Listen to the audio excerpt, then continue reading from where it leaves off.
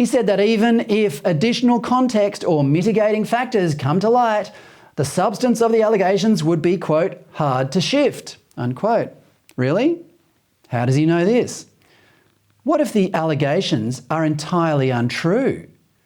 I'm not saying they are, but as long as this remains a possibility, and it does, then decency requires everyone to exercise restraint in discussing them.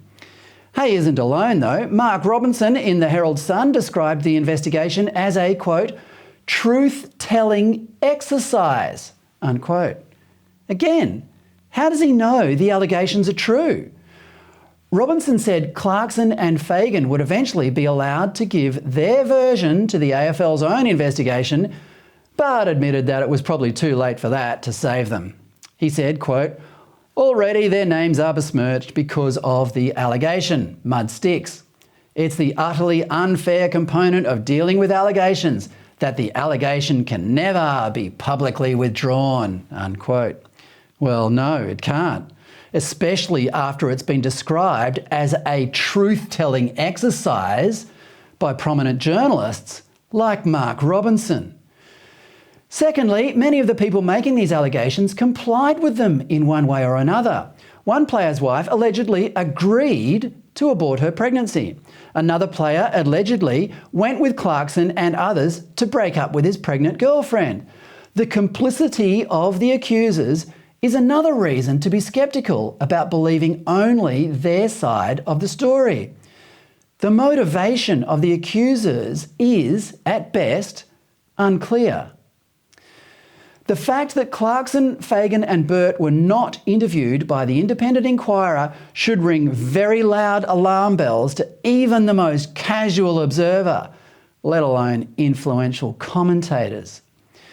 Thirdly, and most importantly, the entire story is presented as an example of racism. But there's no evidence of this. The ABC story repeatedly reminds the reader that the alleged victims are Indigenous. Quote, club staff allegedly bullied and removed First Nations players from their homes and relocated them elsewhere, telling them to choose between their careers and their families. Really? There are two things here. Football clubs expect their players to be tough because it's a tough game. It's not ballroom dancing. But no club is going to wrench a young man from his family gratuitously. AFL clubs, as a rule, value the strength a young player gets from being part of a strong family.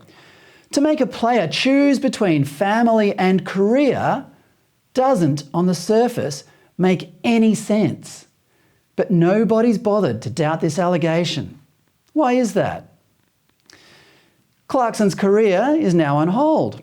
Fagan's club has stood by him. There is a conspicuous lack of public support for either of them from past players and colleagues. That can mean only two things. Either racism is still widespread in the AFL, which, given the sport's emphatic advocacy against racism, seems highly unlikely, or that people are so afraid of being tarred by the same brush that they just keep their heads down. Neither of these scenarios reflects an environment that anybody would want to work in.